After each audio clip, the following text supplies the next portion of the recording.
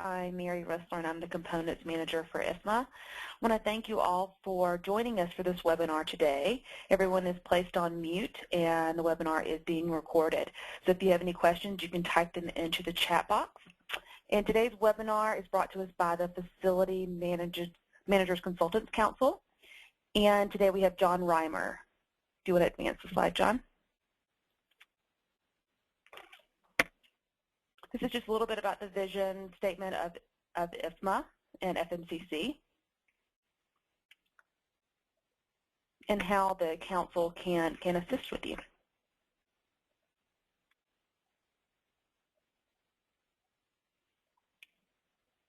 And FMCC would like to thank their sponsors, which you can see on the screen.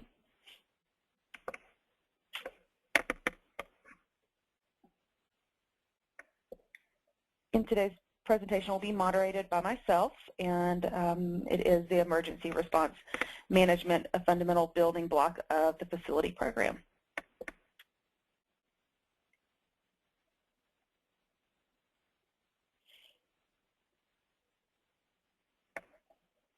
And as you see, there will be a couple polls used throughout the webinar, and there will be a quick survey at the conclusion of the webinar. Once you do close, the survey will come up. If you can just take a minute or two to complete that survey, it would be much appreciated. And the PowerPoint and the webinar will be available online at the FMCC's website.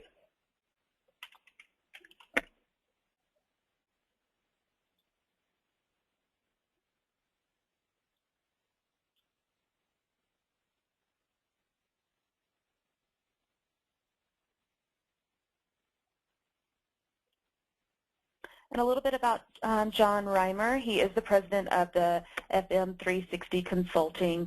He is past president and current director of the Northern Rockies chapter, and he is the chair of FMCC's marketing committee.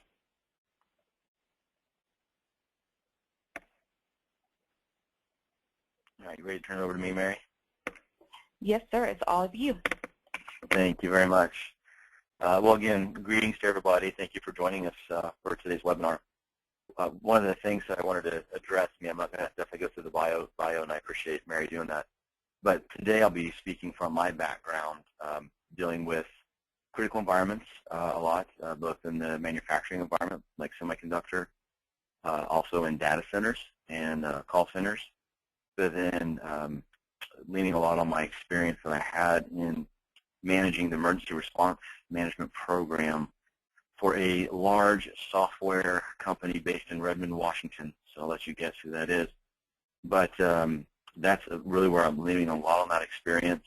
And again, it's a variety of industries. So these principles are applicable no matter which industry you work in. Which does lead us to our first participant poll. So I do have a handful of these scattered throughout the presentation. And we'll open this up to have Mary go ahead and take a poll from the audience there. But the question is, how many of you have been involved in a catastrophic facility emergency, such as a fire, flood, act of terrorism, something large and catastrophic? We'll give you a few seconds for that.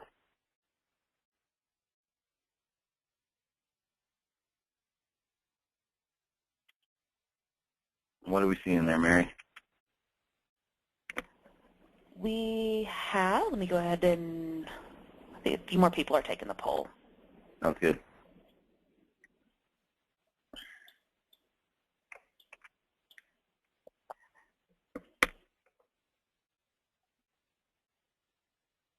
So it looks like 56% of everyone has experienced it. Wow, that's actually a much higher percentage than what I would have expected to be involved in a catastrophic facility event. So I don't know that I want to go hang around with you people as much, but no, I'd say that is a high percentage. But those catastrophic events do happen, and quite often that's what people think of when they start thinking emergency planning and disaster recovery. Move to the next slide here.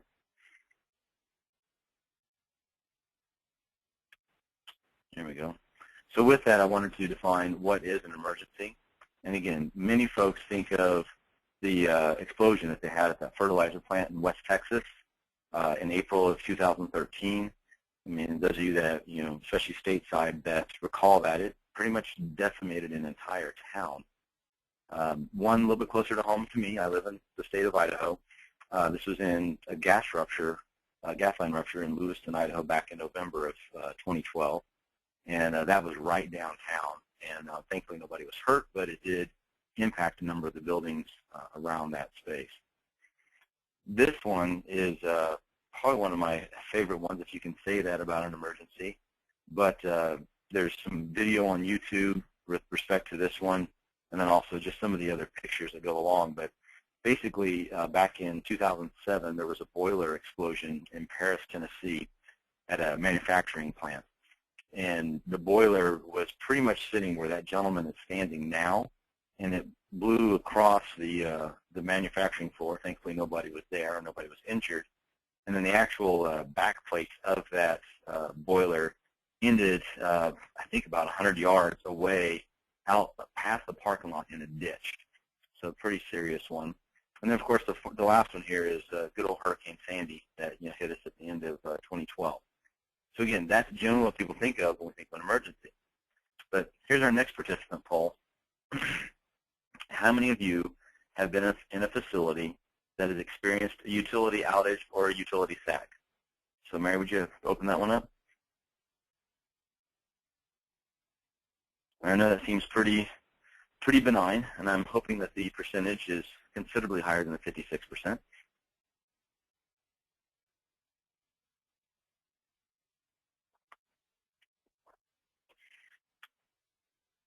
We'll give you guys a few seconds there.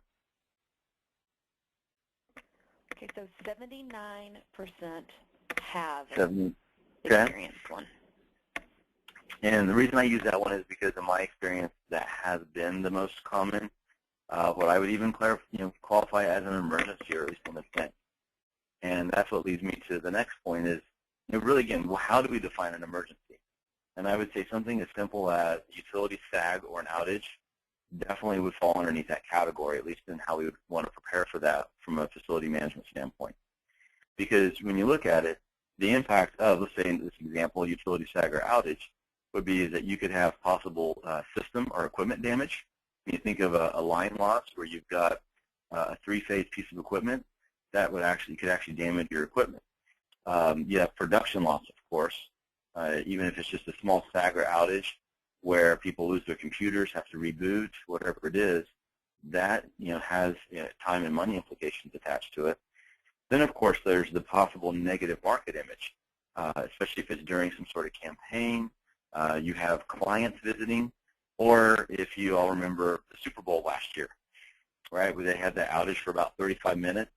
And if you see in bold there, it says that once they identified what it was, what caused the outage, the city officials have been anxious about whether the outage will impact the city's efforts to attract future big-ticket events. So yes, a little power outage can be a big deal. And that's kind of my next point here. Small emergencies do have a big impact. Think of loss of heating or cooling, of what that can actually do. It could make it so that if you cannot heat a place or cool a place adequately, you may have to shut down business or that space and send people home or relocate them to somewhere else. False fire alarm, of course, that can cause an evacuation, again, impacting production. Failure of data center or the closet, if you will, the data closet, that will definitely impact production and people getting work done. Breaking a water main, even if it's not yours, has nothing to do with flooding your building, but a loss of water, you're only allowed to keep that building open for so long without having functional restrooms. So that's another contingency plan you may have to consider. Fuel spills, etc. So really, now that we've defined what is an emergency, and again, there's many things that we could throw underneath that umbrella, the next question is, why should we have an emergency response management program? And really it comes down to the triple bottom line. There is, of course, the financial aspects of an emergency, especially when you look at collateral damage, loss of production. You have the social aspects, which again, the Super Bowl is a perfect example of that. And then the environmental aspects, that the impact that you have with a fuel spill, for example, or even a building fire, whatever it is. So the third poll here is how many of you would say that you currently have a facilities emergency response management program? Now, I asked this question.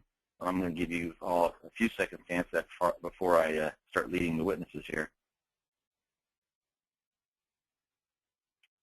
But I'm asking you this question because it's a question that I ask a lot of folks when I go in to assess the facilities program. I want to see, what things do they have in place, what are the kind of the strengths and weaknesses, and that's part of what I do to help them develop their overall facilities program. And when it comes around to asking about their emergency response management, the usual answer I get is, yeah, we have one. And then I dig a little bit further and realize that that they're missing some of the key components, or at least what they look at as an emergency response program is more of a larger organizational one and not a facilities-specific program. So we're going to talk about that next. What did the numbers come back with on that, Mary? So 59% of they do, and 41 do not. Okay. Well, that's a pretty fair split. That's good. So let's dive into this a little bit more. What is an emergency response management program? A lot of times it's helpful to start off defining what something is not, or at least not in this case, I would say solely. So for example, a business continuity plan, that's extremely important, but that does not constitute an ERM program. Same as disaster preparedness. Again, those are generally geared towards those large catastrophic events, and quite often it's looked at from an organizational perspective that then ties into the business continuity plan. Then, of course, there's a media protocol, right? How do we manage the image and manage the message? Again, all important components, but not in the ERM program. Now, what I would want to look at is for facility-specific components of identifying what are the priorities and criticalities of the workspaces, whether it's office space, manufacturing environment, whatever it is, and then identifying the criticalities. So where you're looking at systems and those equipment that support those environments. You'll have your emergency operating procedures. Again, those are very specific to facilities and the systems. Escalation and communication protocol. How do we funnel information from what's going on in the building to the stakeholders that need to know? And then lastly, what training and tools do we have in place that actually, complete our ERM program? Those are the things we're going to get into next. And really, it's 5 simple steps that you will see to get an ERM program set up. So the first step is with any facility manager, you really need to know your business. So to me, step 1 should almost be a given, because just to do your day-to-day operations and your overall strategic planning, you need to understand your business. And that is understanding the vision, mission, goals of the overall organization, and of course of the respective business units that your facility supports. You also may have external clients or occupants that, if you're a provider of space, for example, you have occupants sitting in that space that you need to make sure that you understand what their vision, mission, goals are, what their business continuity plans are. Which leads us to the next thing is what matters to them. So as you identify those stakeholders, you really got to learn about what is important to them, what are their priorities. If this fails, what needs to come up first? What are their business drivers? And then what you do after that is align your ERM approach to establish your own priorities from a system and equipment standpoint that now feeds and supports their business continuity plan and their overall vision, mission, and goals. Step number 2 is for you to know your systems. So we already talked about identifying the priorities. Well, this will then turn and drive what I would call a criticality. And that's something that I do for major systems and equipment at the least, is identifying what is their criticality. Safety is always first. So to provide safety equipment, you give it, and generally I would use a priority 1, criticality of 1 or most critical. Then you would take it to the next step down and go, okay, well, which systems and which equipment have a direct impact on production? And again, we're not just talking about a manufacturing environment. We're talking about the people punching away at the keyboard or taking the phone calls, but a direct impact on their productivity. And then I would look at the next level down would be, okay, well, what systems and equipment have an indirect impact on that production? Second, you got to look at complexity. So what redundancy do we have in our systems? The more critical the environment, such as a data center, a hospital, maybe even manufacturing, the more critical that is, the more redundancy we should have. And then also with that, the complexity of the systems, especially nowadays, with how technology has grown. Really, when you look at a building, especially as they start going down the path of smart buildings, all these systems are interdependent.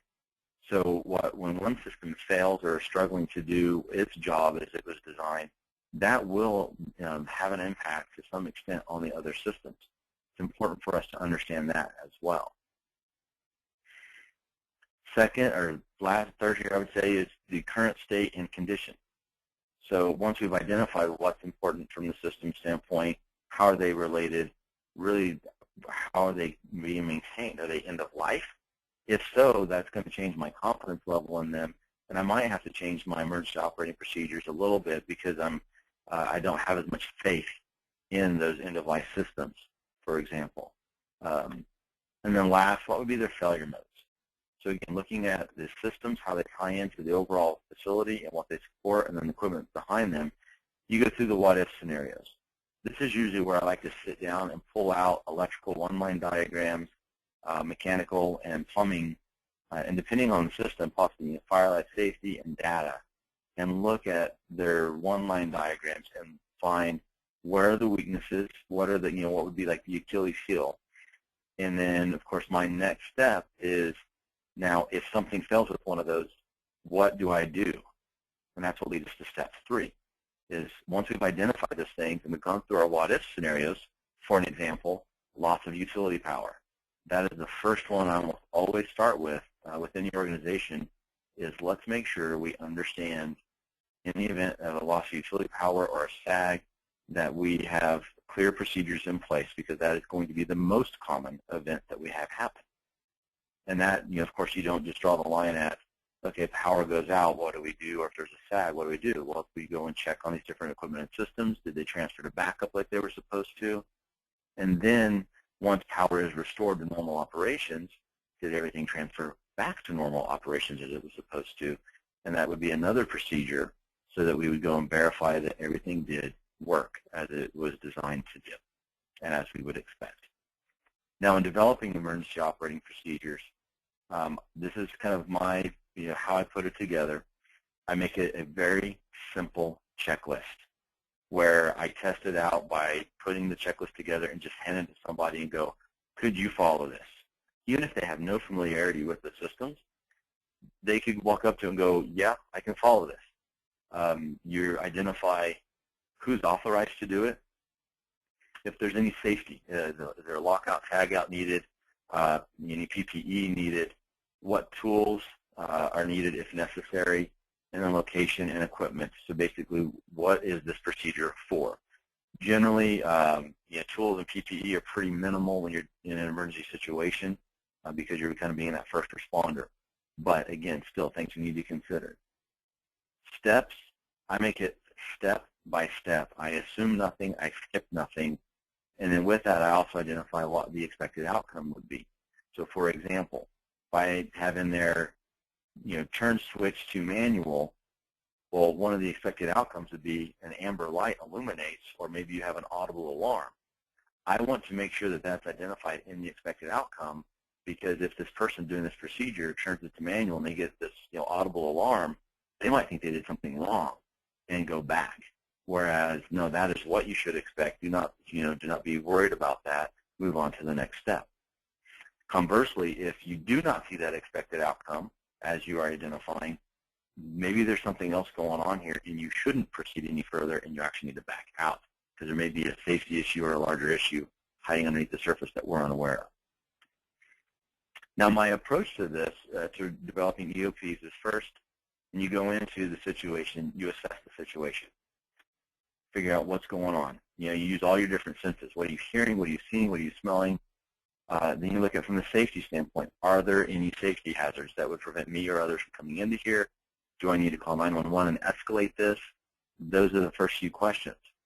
Next would be, okay, how do I contain and isolate? Because now as facility folks, our job is to mitigate risk and mitigate further collateral damage.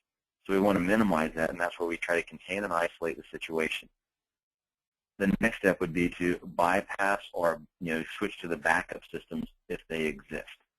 So now that I've contained and isolated whatever that event is there a way that I can go around it so that I can get production back up and running, get people working? Next would be to repair, pretty simple, and then the last would be restore. So how do I restore back to normal operations once we've resolved the issue? Step 4. All these processes, they don't really help you much, these procedures that you put in place, unless you start communicating them. And part of that is, going through, and we'll get into training in the next step, but here looking at communication plan, escalation protocol, who needs to know what when. And that is a really important discussion for you to have with your stakeholders, for all your facility engineers to understand as well. And if there's an event that happens, it is important that they follow that escalation protocol. If you can't get a hold of the chief engineer, then you go to the facility manager. If you can't get a hold of the facility manager, you go to the director of facilities with specified time frames attached to that. Because the last thing you want to happen is for the CEO to have a microphone shoved in their face saying, hey, what about your building that's on fire, whatever it is, in Boise, Idaho. And the CEO goes, huh, what? That's not fun. I've been in that situation before. So really our objective is to make sure that all those people that need to know as soon as possible, that they know in the order of the stakeholders, pecking order, if you will. And then also I would say that you need to make sure that you give them as little information as they need, but not too much, right? You don't want to go overboard and give them too much information. Just give them what they need at the right time. Second, a stakeholder liaison. Generally, this is where the facility manager would come into play. I served in this role many times, and you're pretty much acting as that conduit of information so that you, again, know who the stakeholders are, following the escalation protocol. You're giving them the information they need. At the same time, you're keeping them off the backs of the building engineers that are in the field trying to fix the problem. Because the last thing they need is 16 different people calling them saying, hey, give me an update, what's going on?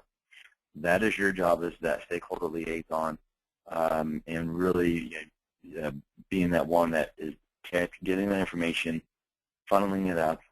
The other thing I've noticed too is that those people that are in the field that are fighting the fire, if you will, they tend to use inflammatory language, or they tend to use extreme language in the sense of, oh, it's blowing up, it's a complete disaster, or whatever it is. And that is not what you want to communicate to the stakeholders unless it's absolutely 100% accurate.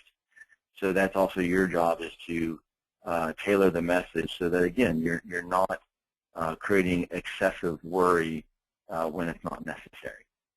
And then I would also be looking at that person to gather information from the field personnel as to what do they need, what resources do they need, because then you leverage your authority to basically get other service providers in, get other material brought in, whatever it is, so that they can keep resolving the issue in the field.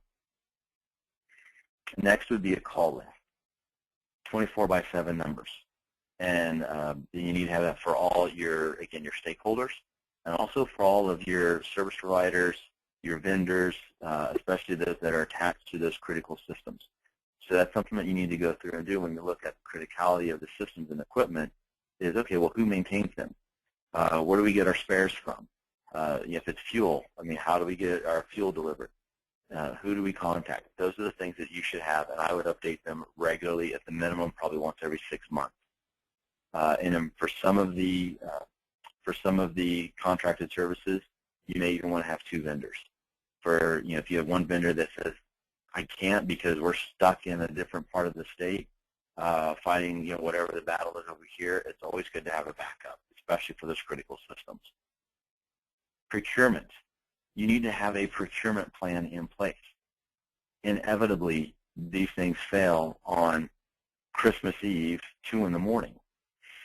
Nobody wants to get up and come down and help you, get the material that you need. So you don't have the ability to go through, say, the typical accounting and the purchasing department. You need to have the ability to procure those items, what you need, when you need them. So having that, whether it's a standing PO with maybe like a Granger or something to that effect, or an open PO with one of your service providers or vendors, just for emergency situations. And then, of course, with all this, you need to check and update it regularly. Escalation protocol, call list. I would say that I would check those probably twice a year. Your emergency operating procedures, I would validate those probably once a year. And you could set those up as PMs, if you will, within your maintenance management system, or if you have a document control system, you can utilize that as well. Step 5 is, now that you've put all these processes together and you've got the communication plans put together, what do we do now from the preparing? We have to roll this out. So you train your facility engineers and even your contractors on these emergency operating procedures. Again, you likely cannot go through and do them, actually do the steps of the EOP. However, you could at least walk up to the equipment with the contractor or building engineer and at least go through the steps and just, kind of the point and say this is what should happen, and make sure that they can follow the steps in the process. The EOPs, and also with your maintenance operating procedures and standard operating procedures, those are great training tools when you do hire on a new building engineer or somebody changes positions. So those are very useful in training personnel as well. Now, I've got other training here, like the BOC, the Building Operator Certification. So different organizations have training that's very technical and system-specific, even maybe the manufacturer. So again, so you can prepare your building engineers to be those first responders. What certifications do they need? CPR, I know my previous company required that, depending on, if you work in the field or if you were a field supervisor. You had to have a CPR certification, for example, in first aid. PPE, do they have the right PPE to respond to whatever that emergency event is? So you identified what PPE was necessary and what tools were necessary as part of the emergency operating procedures that you developed. Do you actually have those in-house? Where are they located? Do the building engineers know where that's located? Do you have enough? Because I ran into that before, where it's in somebody's truck and not actually there at the building where it needs to be. The last would be safety kits. So then what do we have? Again, first aid, cleanup kits, AEDs. Do we have those things in place? Do we have maintenance practices in place to take care of those, right? AEDs, those need to be checked at least once a year, if not twice a year. So same for your first aid and cleanup kits. Those things should be inspected annually. Now, granted, that often, of course, gets thrown underneath facilities because we're kind of the catch-all for a lot of things. But those are things for us to be very mindful of.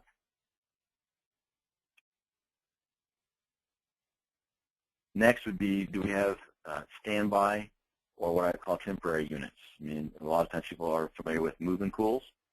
Quite often they're for the, the network closets or your little data centers where you have these move-in cools that are available to roll in there should you have a computer room, crack unit fail. Also chillers and pumps. Do you have do you know where you could get a backup chiller? How about the pumps needed for that chiller in a pinch? They have those available, on the flatbed of a semi-trailer, and they have their own generator built in so that you can just roll up that temporary chiller and get connected and get chilled water pumping again. The thing that you should think about is how would I tie something like that into my system?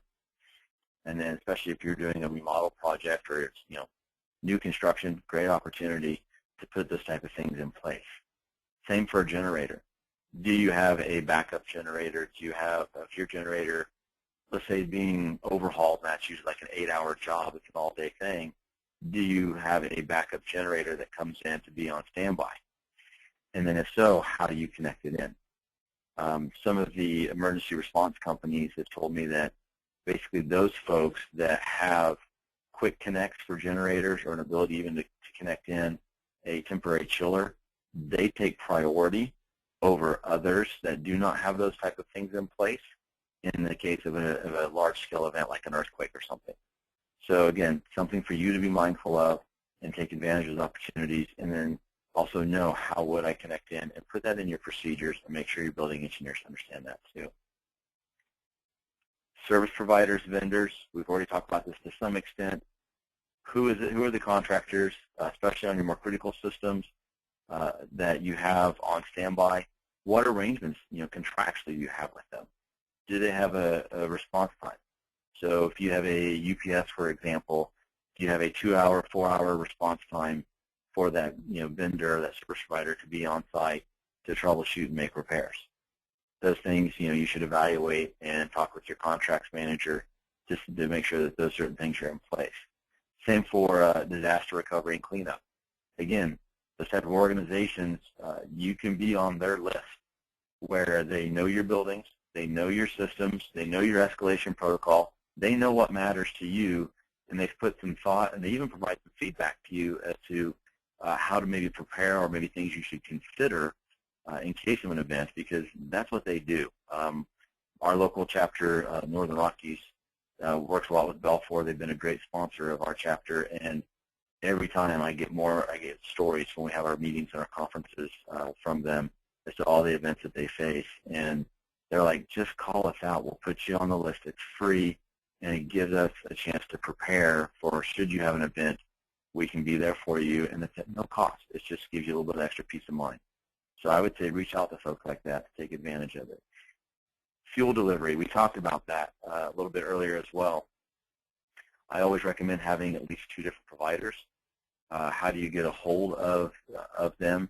Again, you're looking at especially a large-scale event, earthquake, Hurricane Sandy. Hurricane Sandy, that was actually one of the things that they couldn't get was generator fuel delivered. So that's one of the stories that Belfour had relayed to me, is that they actually went out and bought fuel delivery trucks in the Midwest and started trucking fuel, to New Jersey and whatnot to keep the buildings up and running, and so that they could keep doing their water mitigation and so forth. So, having those contacts in place, again, that's an extreme example, but you need to make sure that you have everything in place and know who to talk to and have their contact information. And then lastly, conduct drills. This is one thing that I used to do very regularly with that large software company in Redmond, Washington. We would do, and you can imagine a campus of about 8 million square feet and about 35,000 people, but we would conduct drills and actually partner up with the local fire and police to do a couple of them. And it was a great learning experience. You find pretty quickly where the flaws and weaknesses are in your operating procedures, your escalation protocols, and maybe even some other systems or weaknesses that you completely missed. But the one thing that my word of advice to you is communication. Communication will always be the weakest link, so pay extra special attention to that, of what other devices do you have that you could communicate with other than a cell phone, because again, a large-scale event, the cell phones will likely be unavailable. We utilized our ham radio operators, for example, was one of the things that we were able to take advantage of. But again, something to consider and conduct drills. So that leads me to, I believe, my last question is, how many of you regularly conduct drills, not counting fire drills, but how many of you regularly conduct drills for your emergency operating procedures? So I know we were about, 50-some-odd% that they had a emergency response management program in place, so I guess I'm hoping that we see around that same percentage saying that they regularly conduct drills.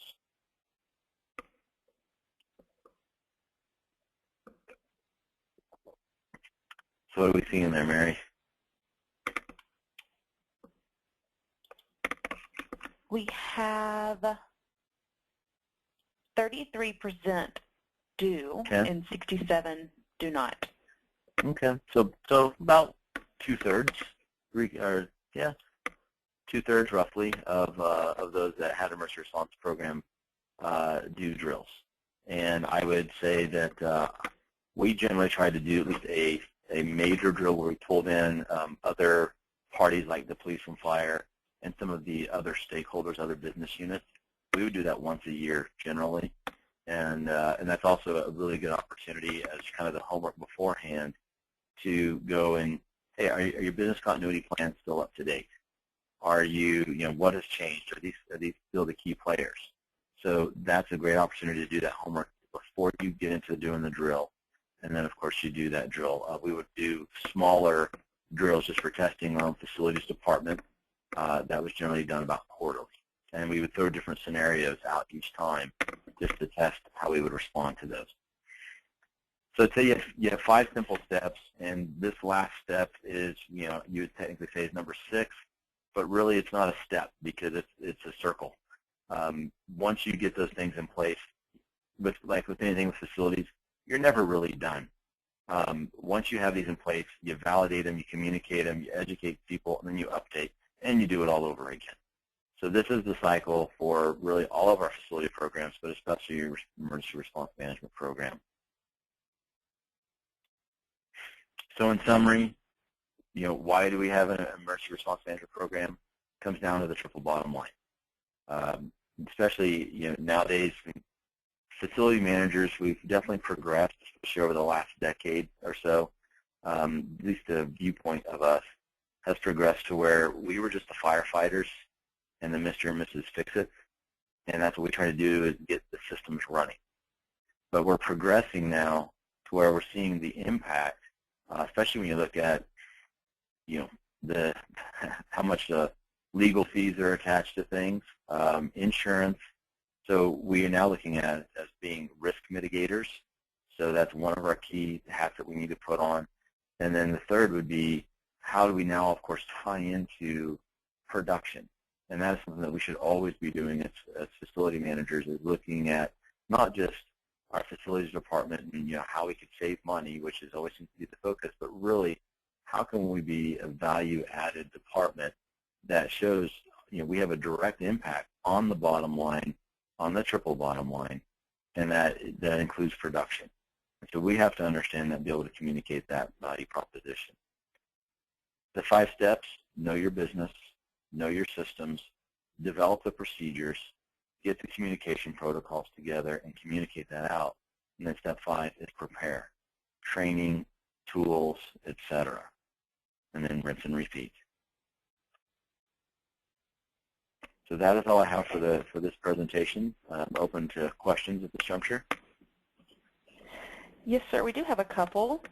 So someone has asked, is it the role of the facility manager, site manager to the EOP, or the role of the health, security, and environment manager? And who is accountable? So I'm going to see if I can read through that question.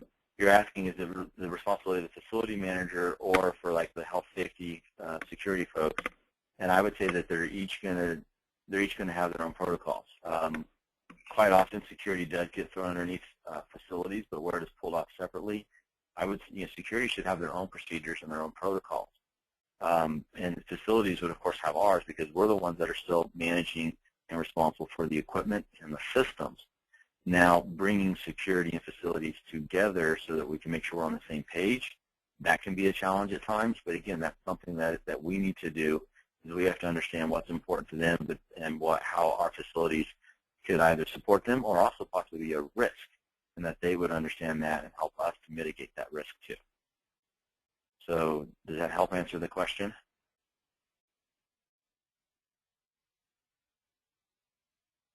Yes, I think so. And then the other person wants to know, can they get a copy of your EOP for power outages? Yes, I could dig one up if they and if anybody wants to email me, I can get a template to them, just kind of an example of what I would do for an emergency operating procedure. Great. Couple more.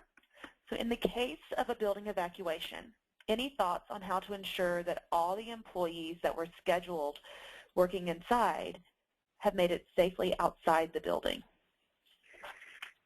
If you have a card key system, then that is very helpful because at least then you can get that information as to who has carded in and carded out if you have that. But if you do not have a card key access system, then you've got to really rely on the employees talking to managers, who was in, who was out, of office that day. It gets a lot more difficult to manage. You also need to have your visitors log. I know I visited a facility yesterday, and I was filling out some of the information, and I had asked the receptionist, I had noticed that a lot of the other people had not put in or time out. They just basically signed that they were there. And so we got talking about the importance of that information, because it's not just about who's here visiting, but really it's about, if there is an event, who is still in the building that we need to make sure is accounted for. So I would say your visitor log, card key access system log, if you can get that. And then, of course, you could identify what you'd have. A lot of people would do floor captains or even department captains, because there's folks that are definitely in the know, and if they have that special job given to them of knowing kind of who's in, who's out that day, they'd be great people to be your points of contact and help you to do that. Great. Another one, will you give some specifics in the drills that you conduct? So in the type of drills that we would do, given it was in the Seattle area, of course we did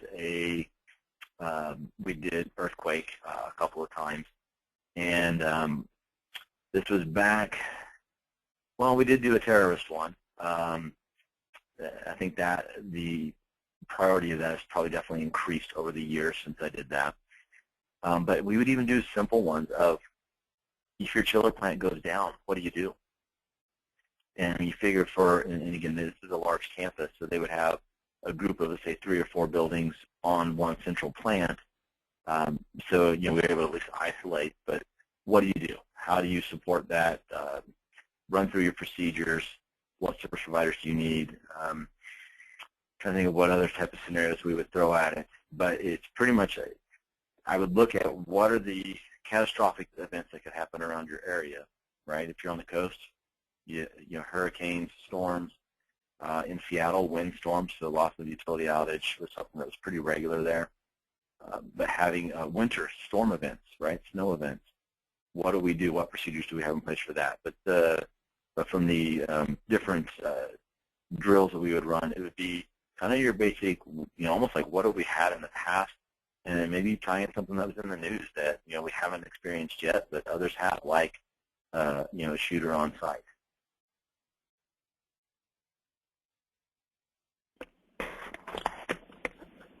So another question is, what is the major difference between BCP and ERM?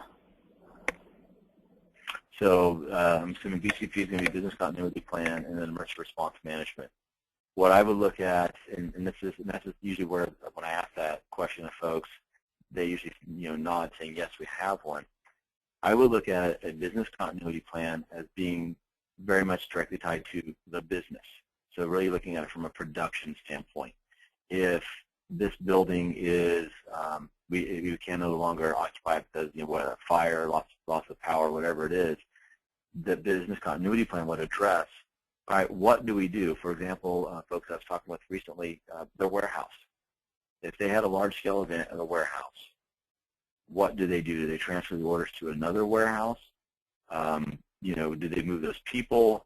How does that work? That's a business continuity plan in my mind. The emergency response management side, again, you can relabel it whatever you want to call it, but it ties more to the facilities.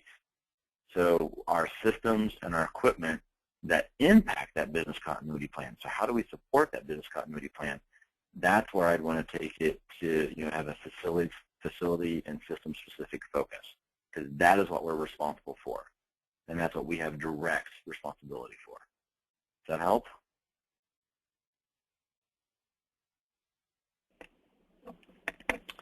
Thank you, John. Another question is, where is the best place to find current anti-terrorism risk updates? Oh boy. That one, I would actually have to reach out to a buddy of mine that does that kind of stuff, because again, I'm looking at it more from a direct facility systems and equipment standpoint, and that to me would be more of a safety security. So I would really want to lean on our security folks to do that. I know that I've worked with some of our Bureau of Homeland Security They have training all the time. I mean, even in Little Boise, Idaho, we have a very active Bureau of Homeland Security in the sense of all the training that they provide. They actually reach out to, they're trying to work with other private and public entities to develop the relationships, because should something major happen, especially if it's a wide-scale event impacting the whole area, they want to be able to know who to contact and how to work with the, establish kind of those private-public partnerships to handle those situations. So that would probably be the first place that I would direct you, is reach out to them and see what they would recommend, because they're the ones that are kind of getting paid to stay in the know and pass that information to us. And they do have free training often.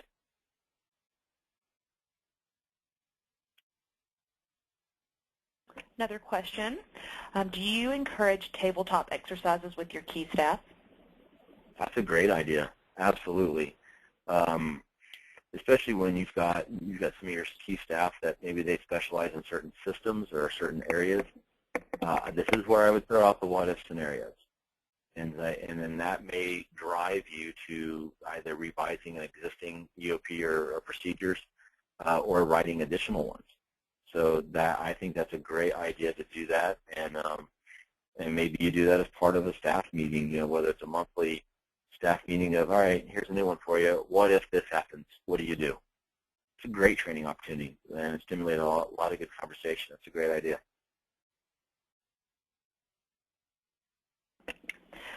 Another one, so how do you estimate the time to put in place an EPO?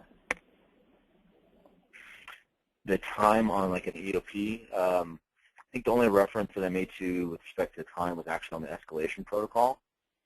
And that's where you basically would allow 5 minutes, is it 10 minutes, for I'm trying to get a hold, I'm going to say I'm the building engineer, there's an event happening on site, I'm trying to call my direct supervisor, say I'm trying to call the chief engineer. I give that chief engineer 5 minutes. If I can't get a hold of them, then I'm moving on to the facility manager. I give them 5 minutes, and then I move on to the next one up the food chain. Because you don't want to allow too much time. If you're allowing 10, 15 minutes for each one of those, it could be an hour before you get a hold of somebody. By then, too much time has elapsed, and especially depending on the situation, you may have the media knocking at the front door, and we don't want that to happen.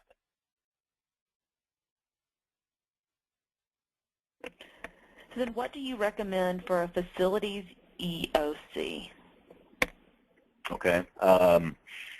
That's going to be really dependent upon, what you're managing. So again, I'll go at it from looking at managing critical environments such as data centers across the nation, and then also looking at it from a corporate campus where we had, again, the bulk of the square footage on that campus, but we also had some distributed.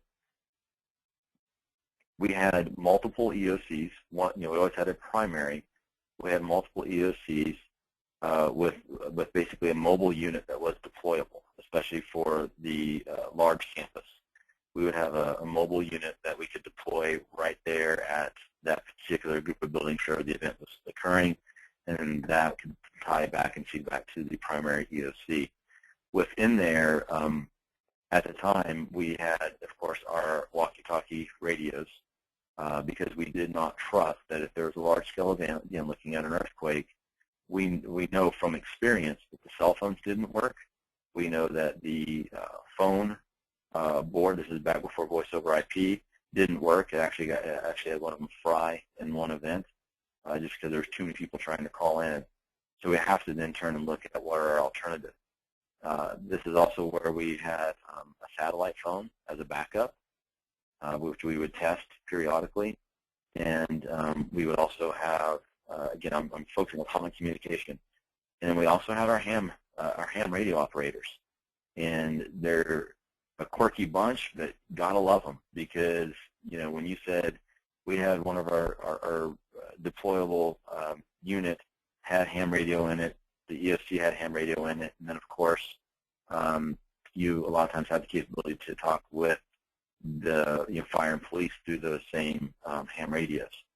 So having that protocol in place really saved our bacon because we knew that these other ones we couldn't count on.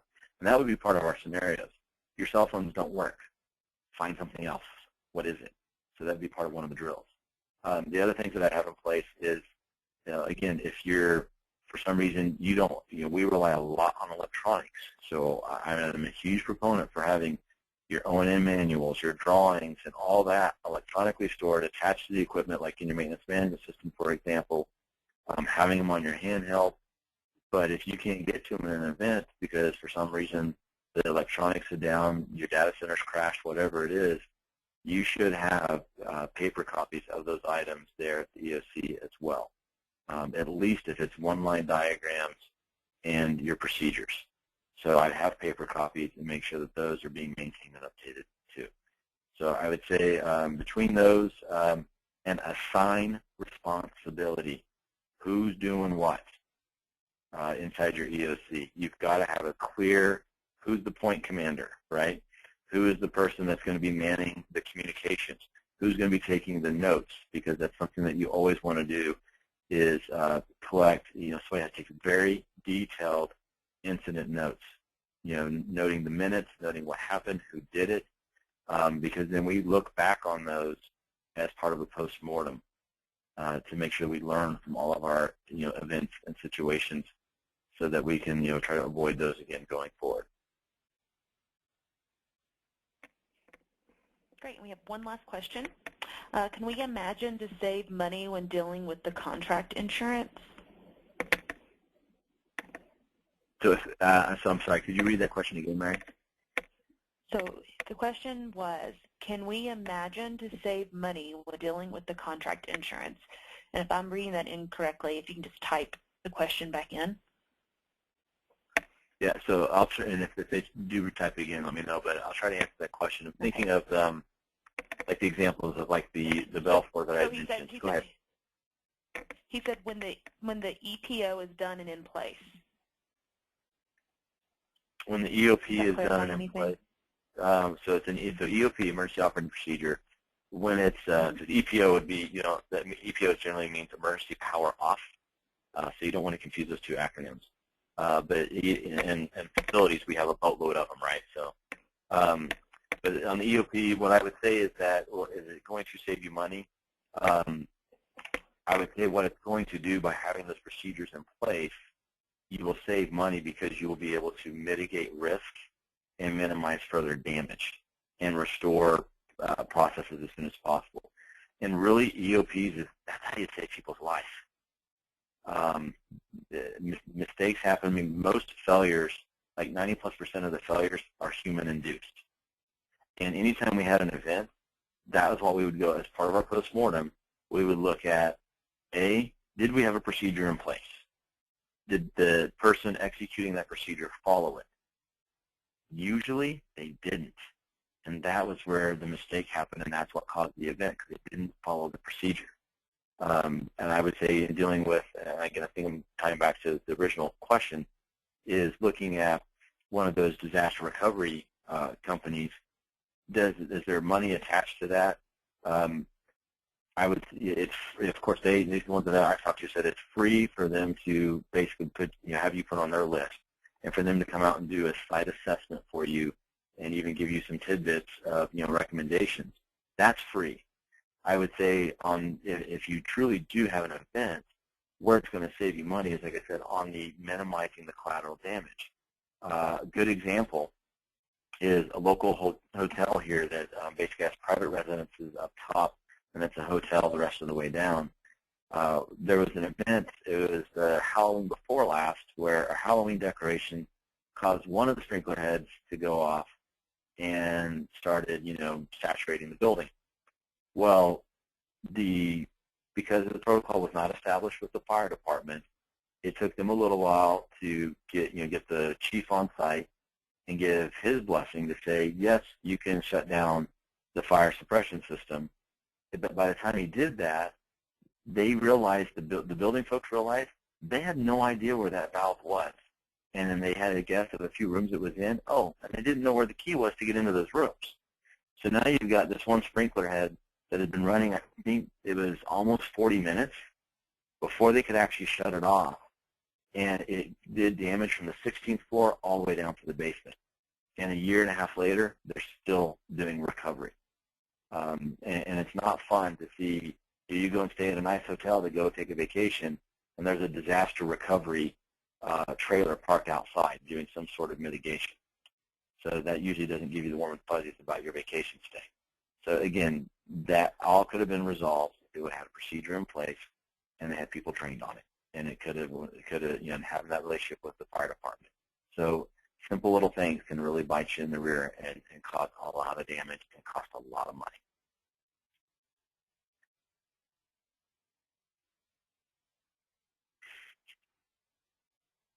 So any others, Mary? Yes.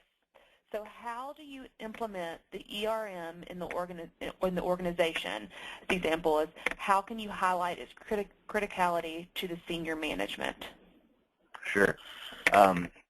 Really, those criticalities should be coming from, at least in the sense of establishing the priorities, should be coming from the senior management. Now, they don't have to understand the systems, of course, that support what they do, but they should understand the business processes and their own priorities. That's where it can come upon us to understand the business and understand what matters to them, and then we could identify the systems. Now, I'm going to read into this question a bit and say, okay, now can I leverage those criticalities and those priorities to maybe get systems upgraded or replaced because they're end of life, or maybe we don't have the redundancy? I would say yes, because if you're building that relationship and you're actually soliciting, because my guess is they're not going to come to you, right? They rarely come to us to ask, hey, what do you guys think? But we need to go to them and ask them about their business continuity plans, what's important to them, understand their business, show that we care, and once we do that, that I think will open the door for us to come back and go, okay, this is us putting our emergency response program together. We've got these procedures in place, looking at the systems. I see a risk here. Are you comfortable with that risk? And if they go, well, gosh, no, I don't like that at all, again, that further opens the door for you to precipitate that conversation so that you can start showing to them, because this is where facilities drops the ball. We go in at it with, hey, this is broken. It's going to cost us much to fix it. They don't even know what that thing is that you're saying is broken. All they know is that you're asking for dollars, and we're facilities. So we need to be able to say, here's the risk, here's the potential impact to production, market image, whatever it is, and leverage those, because those are true implications that have dollar signs attached to them. We need to be able to identify and leverage those and use that to help us make our business case to make those improvements. So hopefully I read into that question correctly. And I don't see any more questions. We are almost out of time. I want to thank you, John, for this presentation and remind everyone that the webinar has been recorded and it will be placed on the website. Well, thank you very much for the opportunity. And if folks have any other questions, feel free to email me, and I'd be happy to do what I can to help you. Perfect. Thank you so much for joining us, everyone.